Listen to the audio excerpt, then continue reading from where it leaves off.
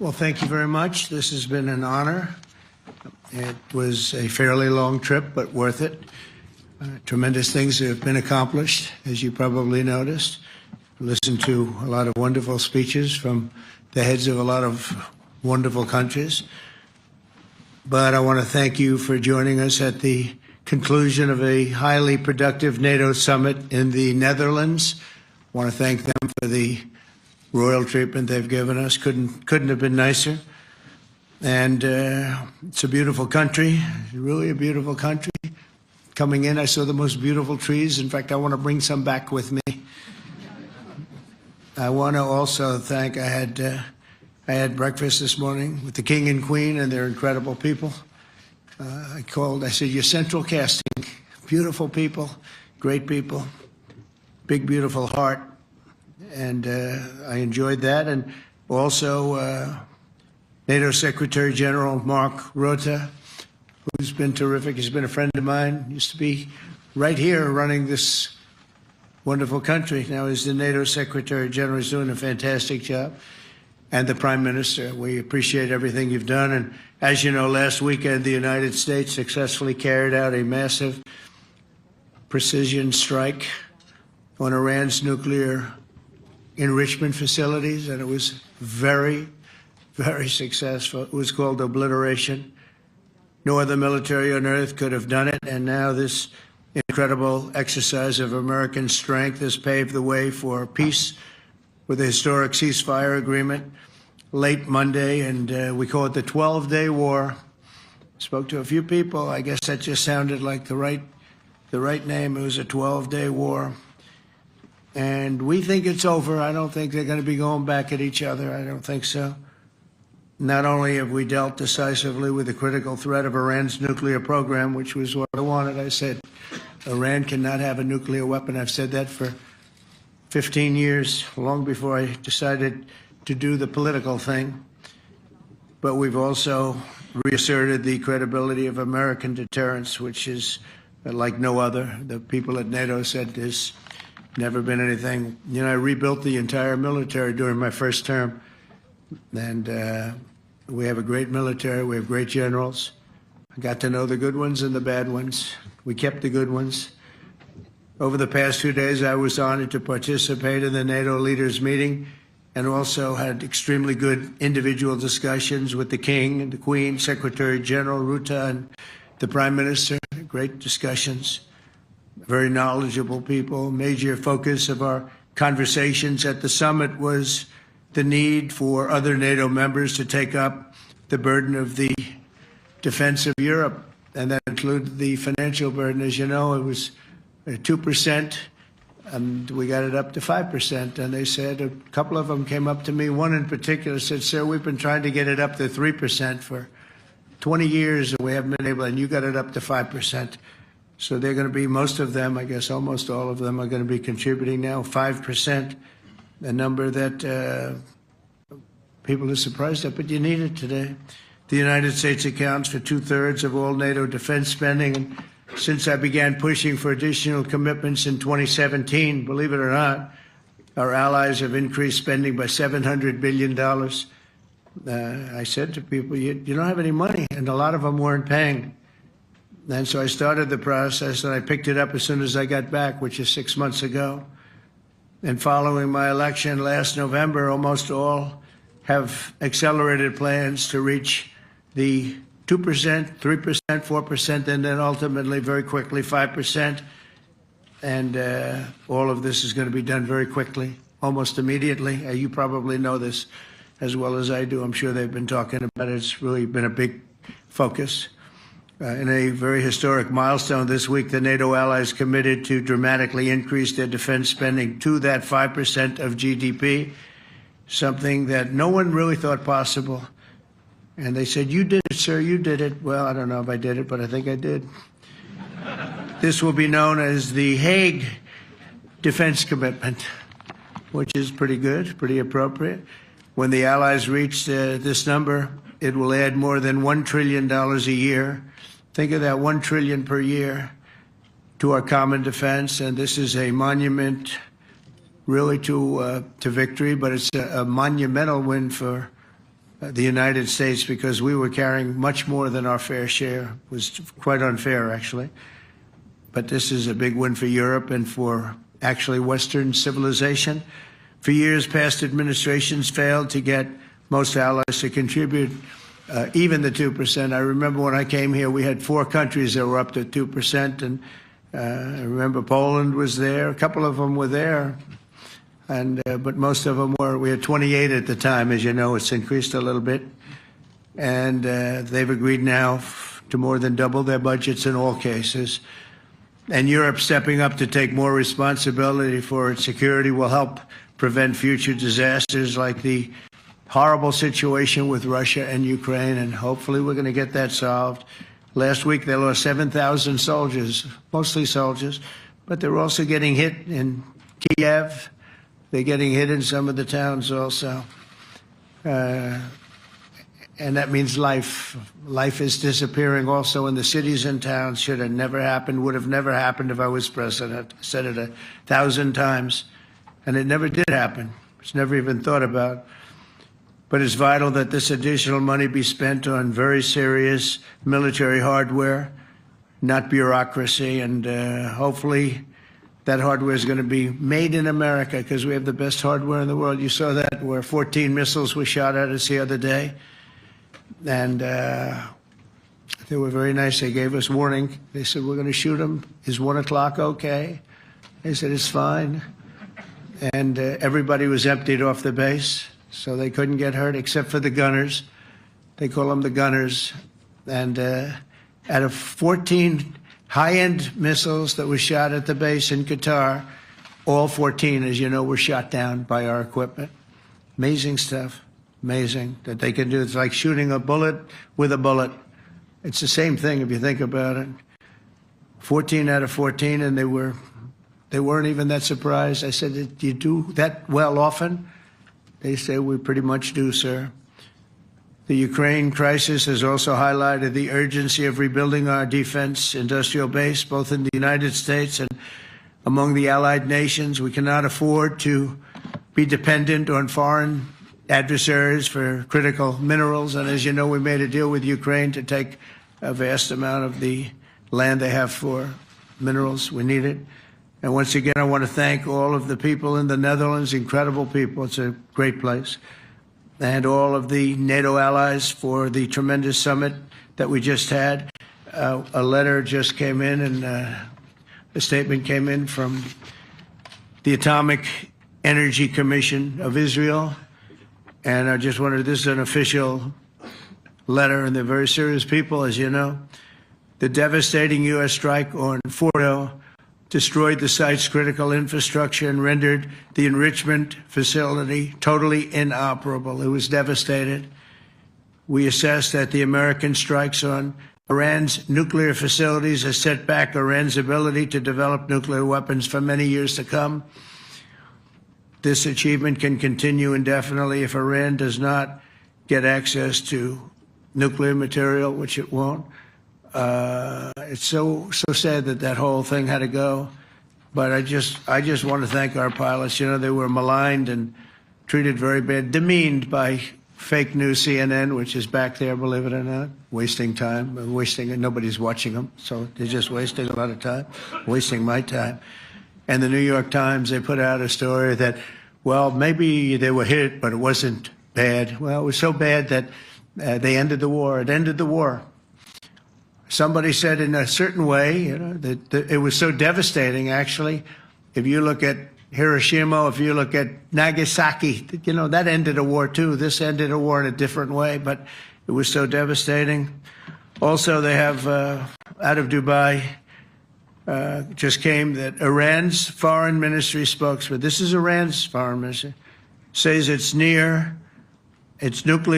installations were very badly damaged by the American strike. So what bothered me about these reports were fake reports put out by the New York Times, failing, I call it the failing New York Times because it's doing terribly. Without me, it would be doing no business at all. But, and by fake news, CNN and MSDNC, all of these terrible people, you know, they have no credibility. You know, when I started, they were at 94% credibility, the media. Now it's at 16%. And I'm very proud of it because I've exposed it for what it is. But when I saw them starting to question the caliber of the attack, was it bad? Well, it was really bad. It was devastating. They were obliterated. In fact, you can't get into the tunnels. They just put that over. That just came out. They can't, there's nothing, there's no way you can even get down. The whole thing is collapsed in a disaster. And I think all of the nuclear stuff is down there because it's very hard to remove. And we did it very quickly. When they heard we were coming, it was, you know, you can't move it. Very hard, very dangerous, actually, to move to. And they also knew we were coming, so I don't think too many people want to be down there knowing we're coming. With the bunker busters, as we call them, we're the only ones that have them. We have the best equipment, best nuclear equipment, and we have the best equipment in the world. And by the way, we can't forget our submarine, which was out there, submarines actually, but submarine was out there. We shot 30 rockets into an area, every single one of them. I think it was almost 400 miles away, I think, Pete, right? 400? And long. It was in the ocean, long ways away. And we shot a total of 30. Every single one of them hit within 9 inches from where it was supposed to be. It took out a lot because we didn't do just Fordo. We did 2 others in addition, which hadn't been completely destroyed. So we hit them with a submarine from hundreds of miles away. Amazing, just amazing equipment. Greatest submarines in the world. Nobody's even close. They're 20 years behind us when it comes to submarine technology. So that's one, and the other was from the Atomic Energy Commission, and they have about 3 or 4 of them now coming in from atomic energy commissions from various places. But the one that we have that just came out, we released it a little while ago, was from the Israeli Atomic Energy Commission, but numerous of them are getting to see the site, and the site has been demolished. And again, we had these brave patriots, these incredible flyers, these people that can fly a plane better than anybody can fly a plane, going into very hostile territory, flying into the territory that has got more missiles and things pointed at it. But it was very stealth. They didn't get to see it. It was dark.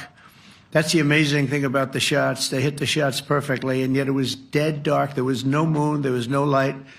It was virtually moonless.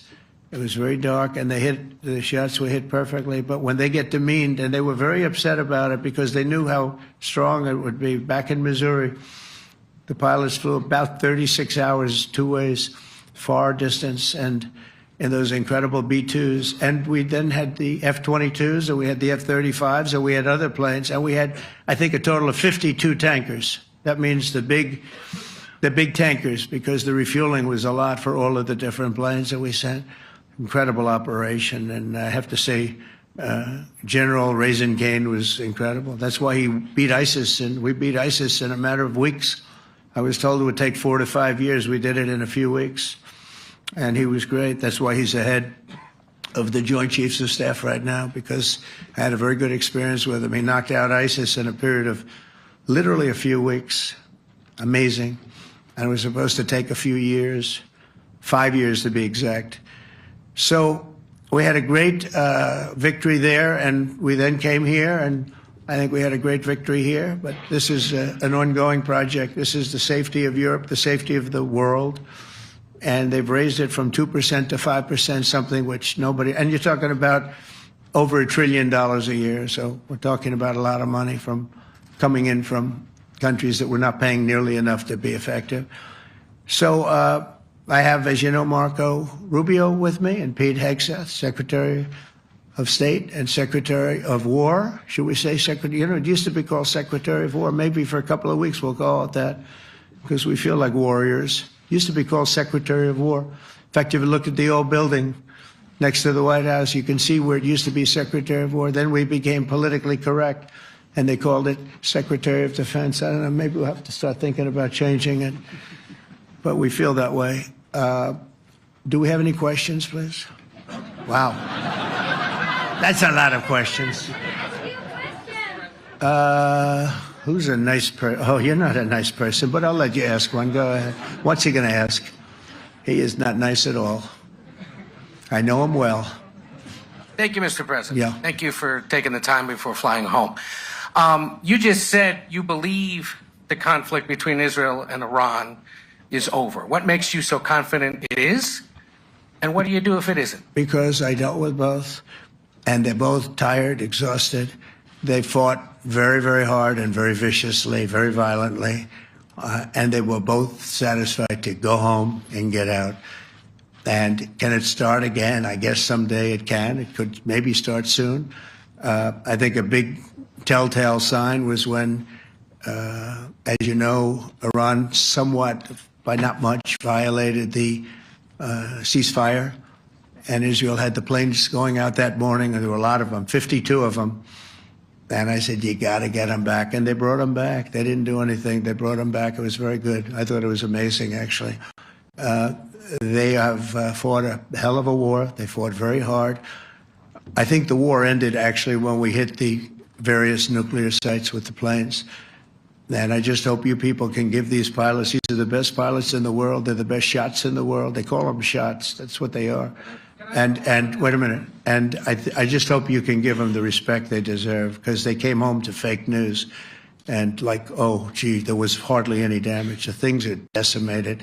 So, but I think, no, I think they're very much finished. I think Israel's going to get back to doing what they do, and I think that Iran's going to get back. You know, Iran has a huge advantage. They have great oil, and they can do things. I don't see them getting back involved in the nuclear business anymore. I think they've had it. They've been at it for 20 years, and I don't see that happening either. Now, if it does, we're always there. It won't be me. It'll be somebody else, but we're there. We'll have to do something about it. Yes, please, go ahead. Go ahead. Oh, fake news, CNN? Oh, yeah, here we go. Wait till you hear this question. You should really say how great our soldiers and our warriors are. I think everyone appreciates our soldiers and our warriors. I do have two questions for you, Mr. President. You just cited Israeli intelligence on these attacks. Earlier, you said U.S. intelligence was inconclusive. Are you relying on Israeli intelligence for your assessment of the impact of the strikes? No, this is also, Iran made the statement. And it's also, if you read the document that was given, that Pete can talk about if you'd like, the document said it could be very severe damage, but they didn't take that. They said it could be limited or it could be very severe. They really didn't know, other than to say it could be limited or it could be very, very severe. And you didn't choose to put that because it was very early after. Since then, we've collected additional intelligence. We've also spoken to people who have seen the site, and the site is obliterated. And we think everything nuclear is down there. They didn't take it out. Okay, question? Please, go ahead. Go ahead. Yeah. Blue dress. Thank you so much, Mr. President. Yesterday, you said China can now continue to purchase oil from Iran. Yeah. Are you giving up on your maximum pressure campaign? Because there are sanctions right now. With who? On Iran. No, look, they just had a war. The war was fought. They fought it bravely. I'm not giving up. They're in the oil business. I mean, I could stop it if I wanted. I could sell China the oil myself. I don't want to do that. They're going to need money to put that country back into shape. We want to see that happen. No, if they're going to sell oil, they're going to sell oil. We're not taking over the oil. We could have, you know. I used to say with Iraq, keep the oil. I could say it here, too. We could have kept the oil. No, China is going to want to buy oil. They can buy it from us. They can buy it from other people. But you're going to have to put that country back into shape. It desperately needs money. Yeah. Mr. President. Yeah, please. Here we go. I'm picking the beauties today. Go ahead. Mr. President, Secretary General Rutte has described President Putin as an adversary, a threat, an enemy. Do you view him the same way? And in addition to that, you mentioned General Kane, your chief of staff, the chairman of the Joint Chiefs of Staff. General Kane. Yes. He has said that Mr. Putin has territorial ambitions beyond Ukraine. Do you view that in the same way? Possible. I mean, it's possible. I know one thing. He'd like to settle. He'd like to get out of this thing. It's a mess for him. He called the other day. He said, "Can I help you with Iran?" I said, "No, you can help me with Russia." Because, in the last few weeks, we took care of India and Pakistan, Kosovo, Serbia. I think on Friday we have coming in, the Congo is coming in, and Rwanda is coming in. That was a vicious war that went on, a machete war, heads chopped off all over Africa. They're coming in. We did 2 others in addition to that. Nobody's ever done anything like this. No, I consider him a person that's, I think, been misguided. I'm very surprised, actually. I thought we would have had that settled easy. I've settled 4 of them in the meantime. But he did call up, and he said, he's close to Iran. He'd like to help us get a settlement. I said, no, you help me get a settlement with Russia. And I think we're going to be doing that, too. Yeah, please. Go ahead, please. Thank you, Mr. President. You've made clear your position on what impact the strikes had. I wanted to ask you what is next with Iran. For instance, is there any indication from U.S. intelligence that Iran was able to move any material? No, just the opposite. We think we hit them so hard and so fast they didn't get to move. And if you knew about that material, it's very hard and very dangerous to move. It's called, in many people, they call it dust, but it's very, very heavy. It's very, very hard to move. And they were way down, they're 30 stories down. They're literally 30, 35 stories down underground. You think you got it all? Oh, yeah, we think we got it. We think it's covered with granite, concrete, and steel. Can I ask you, are you interested in restarting negotiations with Iran? And if so, have they reciprocated? So Or is our this sort of people, settled? Marco could answer this, but our people are not, I'm not.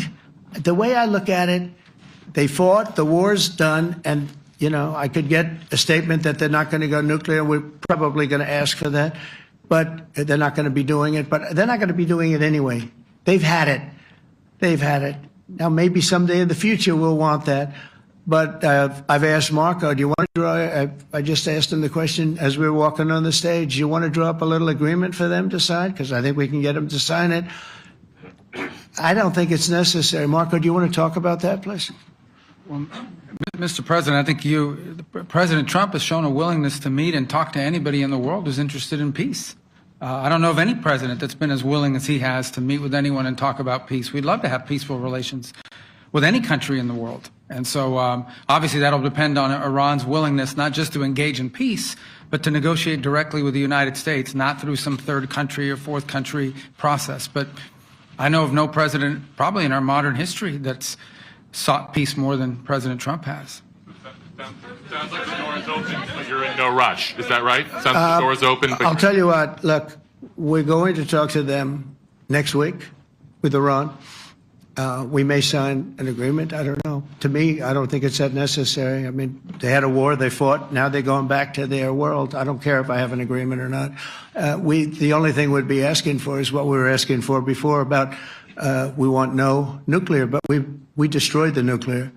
In other words, that's destroyed. I said Iran will not have nuclear. Well, we blew it up. It's blown up to kingdom come. And so I don't feel very strongly about it. If we got a document, wouldn't be bad. We're going to meet with them, actually. We're going to meet with them. Yeah. Yeah, go ahead, please. Yes. Mr. President, Netherlands TV, thank you for visiting our country. Good. As I Thank you. understood, I, of course, would like to know how you slept last night at the House of the King. Oh, I slept beautifully. But probably a more serious question. I think you just had a meeting with President Zelensky. Did you discuss any ceasefire in this Russo-Ukrainian? No, I wanted to know how he's doing. He was very nice, actually. We had little rough times sometimes. He was couldn't have been nicer.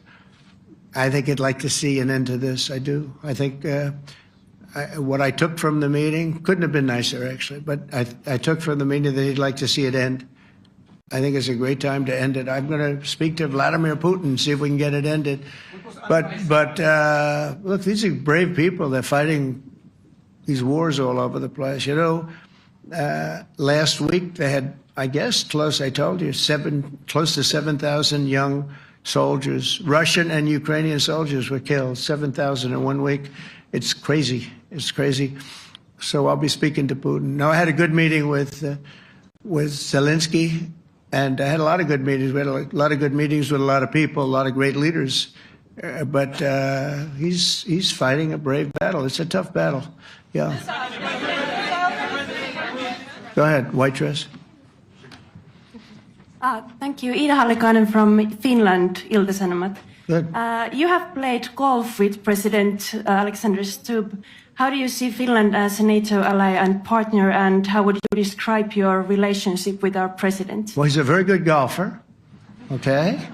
In fact, he was on his college golf team. He went to a good college in the South, as you know, a very good college, and he was a good golfer. We had a good time. I think my relationship's great. I want to buy icebreakers. You know, you're very good at icebreakers. And I actually made him an offer. I didn't go to Congress. They'll try and impeach me for this. But there's an old, it's not old, it's fairly new, but it's used icebreaker. And I offered him about 1/3 of what he asked for. But we're negotiating. We need icebreakers in the U.S. And if we can get some inexpensively, I'd like to do that. Actually, they'll fix it up, make it good.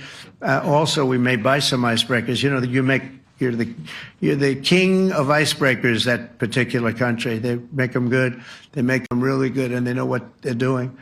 And so we're negotiating with them for about 15 different icebreakers. But one of them is available now. It's old, and it's, old. It's like 5-6 years old. And we're trying to buy it. I'm trying to make a good deal. That's all I do my whole life. My whole life, that's all I do is make deals. Yeah, please. Go ahead. Sir, go ahead.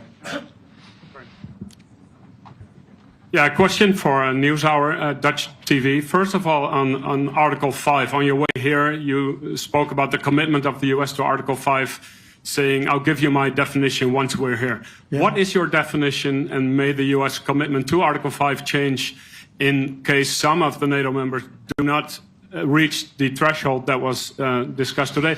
My second question is following up on the colleague on Iran. What intel reports do say that everything over there was obliterated? Yeah, well, there are numerous of those reports, and they're coming out fast and furious. But the most respected ones we've already seen. And I will say that on a very confidential basis, they're looking at the reports, like numerous reports, and including people going to the site and checking the site. And they're going to be having, I guess you're going to be having over the next couple of days a full, you're going to encapsulate it. But no, the site was obliterated, just like I said it was, and just like the pilots should be given credit for. As far as Article 5, look, when I came here because it was something I'm supposed to be doing, but I left here a little bit differently. I said, I watched the heads of these countries get up, and the love and the passion that they showed for their country was unbelievable. I've never seen quite anything like it. They want to protect their country, and they need the United States. And without the United States, it's not going to be the same. And you can ask Mark, or you can ask any of the people that were there. It was really moving to see it. They love their country. They were so respectful of me because I'm the head of the United States. And I made, the King of Saudi Arabia, when I was in the Middle East, so I was in Qatar for a different reason, not a reason to get shot at. We were in there for economic development reasons, Qatar, UAE, and Saudi Arabia. All three leaders of those countries, and we took back $5.1 trillion into the United States. All three leaders said, you're presiding over the hottest country in the world. The United States right now is the hottest. Everybody wants to be there. Everybody wants a piece of it. He said, a year ago, your country was dead. You had a deadhead running it. You had a country that was dead, and it was dead. You had people pouring through the borders. You had inflation. You had everything. He said, you've made it in 5 months at that time. You've made it the hottest country. This is the hottest country in the world. The United States right now is the hottest country in the world. And when I was around that table, it was a nice group of people, many of whom I knew from previous. When I saw the passion they had for the country, almost everyone, and you probably have the tapes, it was very public, but almost every one of them said, thank God for the United States. Without the United States, they couldn't really have NATO. It wouldn't work. It wouldn't work. It will in the future because now they're paying much more money. But It wouldn't work. It was great. And I left here differently. I left here saying that these people really love their countries. It's not a ripoff. And we're here to help them protect their country. Okay, we'll do one or two more. Thank you, Mr. President. Yeah. A question on Spain. Are you satisfied with today? Oh, I think Spain's terrible what they've done. No, I do. They're the only country that won't pay the full up. They want to stay at 2%. I think it's terrible. And, you know, they're doing very well. The economy is very well. And that economy could be blown right out of the water with something bad happening. You know, Spain is the only country that... Are you from Spain? Yeah. Good, congratulations. You're the only country that is not paying. I don't know what the problem is. I think it's too bad. So we'll make it up. You know what we're going to do? We're negotiating with Spain on a trade deal. We're going to make them pay twice as much. And I'm actually serious about that. We're going to make Spain... I like Spain. I have so many people from Spain that it's a great place and they're great people. But Spain is the only country out of all of the countries that refuses to pay. And, you know, so they want a little bit of a free ride. But they'll have to pay it back to us on trade because I'm not going to let that happen. It's unfair. It's unfair to NATO. All right, sir, please. Go ahead, right in the back. Yeah, you, tall one. The tall man. Mr. President, Johannes Petra from Austrian National Television. How are you? You once said that you would end the Ukraine war in 24 hours. You later said that sarcastically. Well, of course it was sarcastic. But you've now been in office for 5 months and 5 days. Why have you not been able to end the Ukraine war? Because it's more difficult than people would have any idea. Vladimir Putin has been more difficult. Frankly, I had some problems with Zelensky. You may have read about him. And it's been more difficult than other wars. I mean, look, we just ended a war in 12 days that was simmering for 30 years, frankly. We ended Rwanda and the Congo. It's coming to sign the documents. We've already signed basic documents, but they're coming, I think, to the White House on Friday. We ended Serbia was going to go at it. But maybe the most important of all, India and Pakistan. And that wasn't whether or not they may someday have nukes like we're talking about in the Middle East, like we're talking about with Israel and Iran. This is they have nuclear weapons. I ended that with a series of phone calls on trade. I said, look, if you're going to go fighting each other, it was getting very bad. You know how bad that last attack was. It was really bad. If you're going to go fighting each other, we're not doing any trade deal. No, you have to do a trade deal. I said, we're not doing any trade deal. And in fact, I had the general, who was very impressive. The general from Pakistan was in my office last week. You know, Prime Minister Modi is a great friend of mine. He's a great gentleman. He's a great man. And I got them to reason. I said, we're not doing a trade deal if you're going to fight. And if you're going to fight each other, we're not doing a trade deal. And you know what? They said, no, I want to do the trade deal. We stopped the nuclear war. Go ahead. Go ahead, Jeff. Here's another beauty, Jeff. He's a beauty, all right. Go ahead. Mr. President, to follow up on Ukraine, will the United States contribute any more money to Ukraine's defense this year to the $5 billion that allies are giving? And one question, you had another meeting with the Dutch opposition leader, Mr. Wilders. Can you tell us about that meeting? And are you upset about his anti-Muslim stance? I'm not upset about it. It's just his view. He's unhappy with the way things are going in this country and various countries. He was an opposition leader. And I was asked to meet with the opposition leader by the people that are running. I think they have some deal where if you have a meeting, you're supposed to meet with an opposition leader. I said, that's strange. We don't do that. But I met with I didn't know him. He seemed like a very nice guy, but he's in opposition to the current people, and that was set up by the current people. So I assume when I met with the Prime Minister, you're supposed to meet with the opposition. We'll have to try that sometime in our country. Let's not do it. But I thought he was very good. As far as money going, we'll see what happens. There's a lot of spirit. Look, Vladimir Putin really has to end that war. People are dying at levels that people haven't seen before for a long time. Go ahead. Go ahead. White shirt. Oh, she's all excited. So,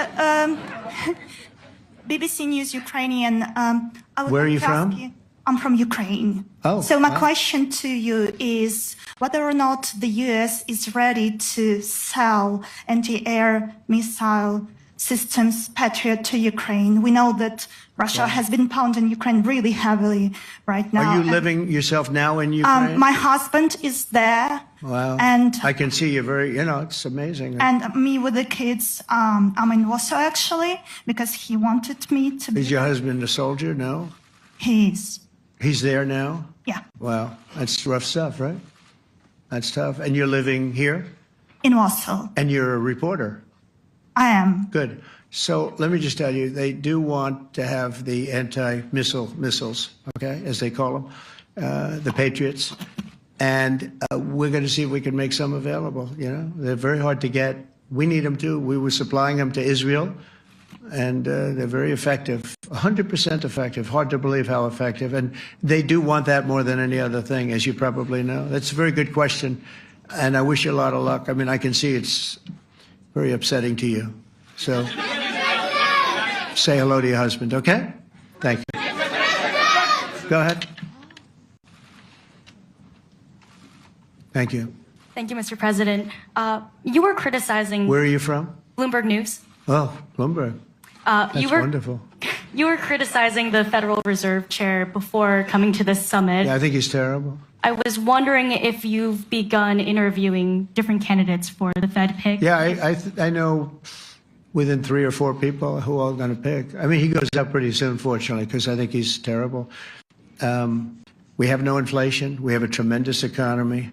Hundreds of billions of dollars of tariff money is pouring in. Factories are being built because they don't want to pay the tariffs, so they're building them all over the country.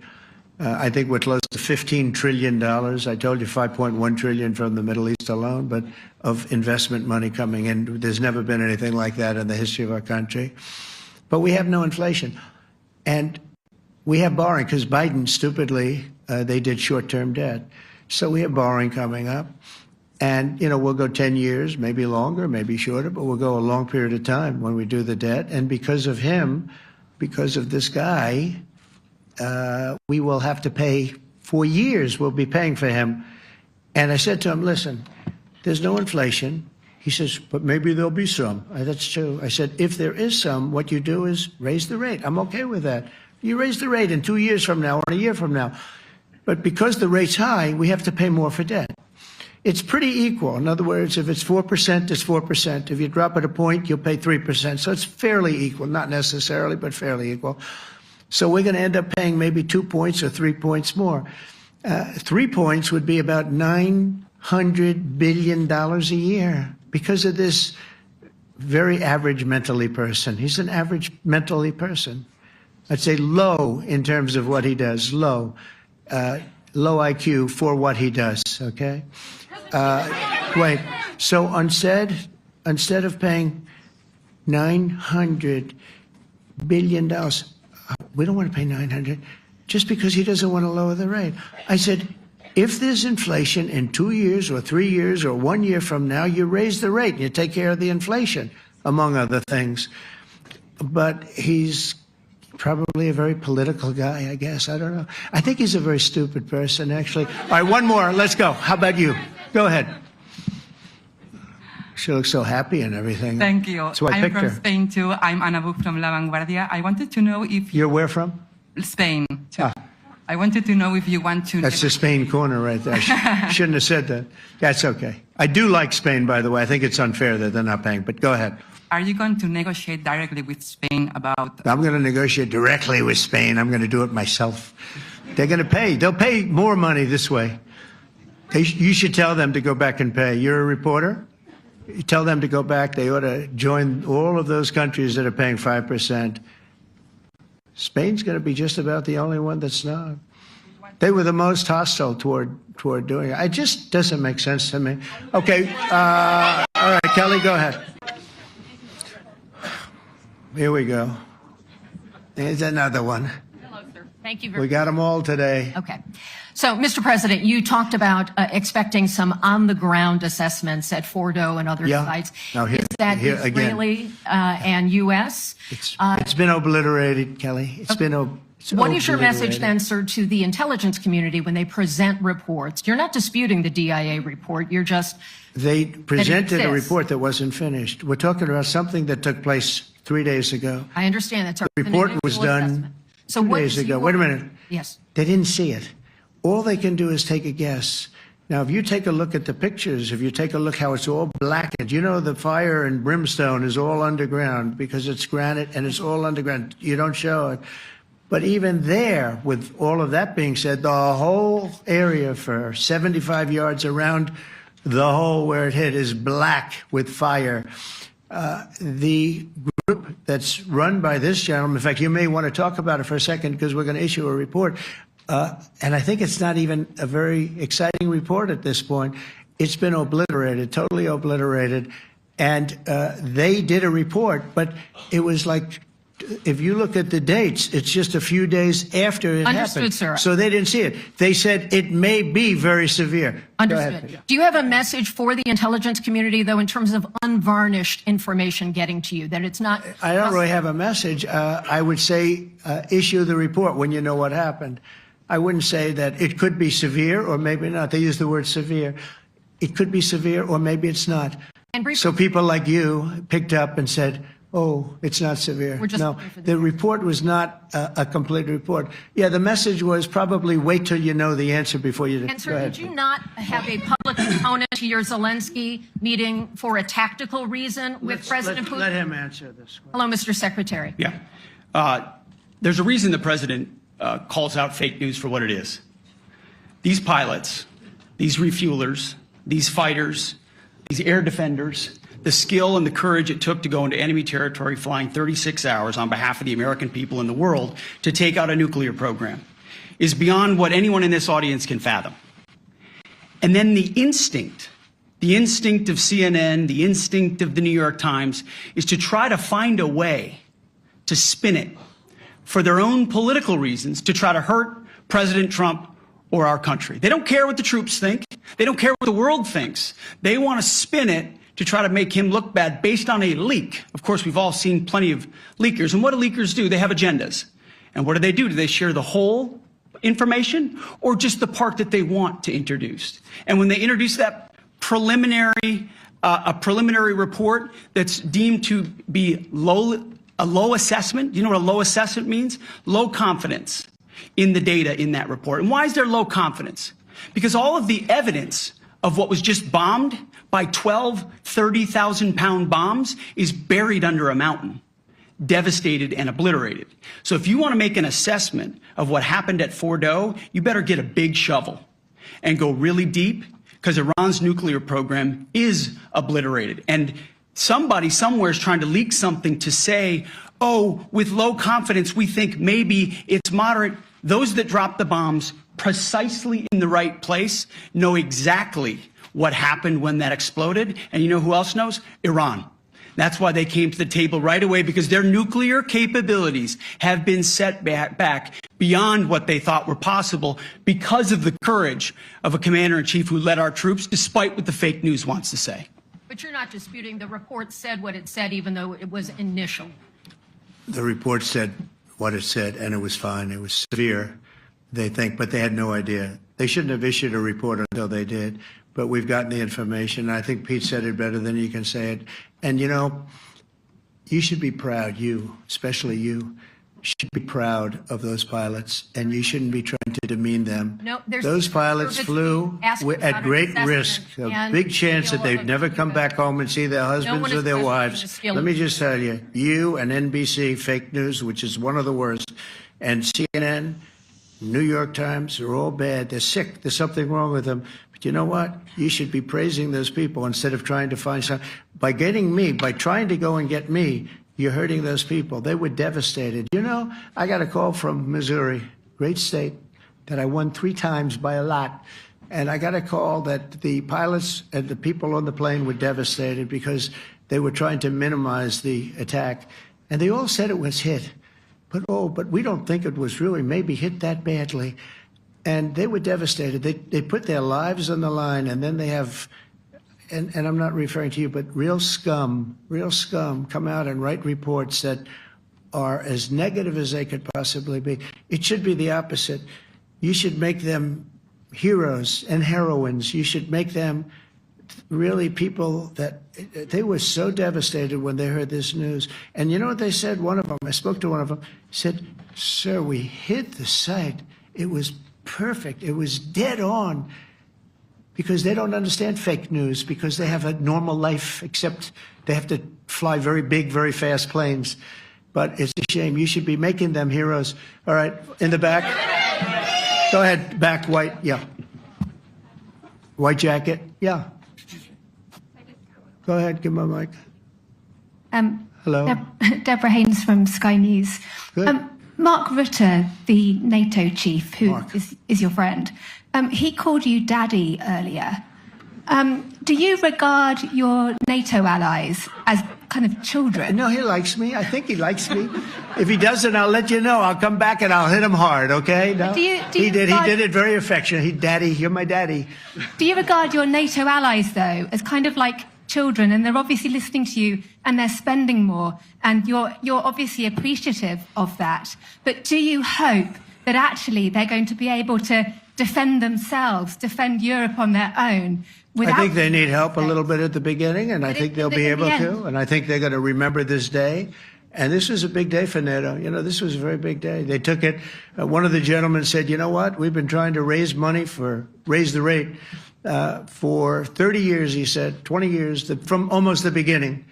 And he's been there for a long time. He said, "Until you came along, it never happened." What you did is amazing. It's been sort of an amazing day for a lot of reasons, but also for that. Yeah, go ahead. Do you think they can do it without you, though, in the future? Can they do it without Well, ask Mark. States? I mean, you have to ask Mark, okay?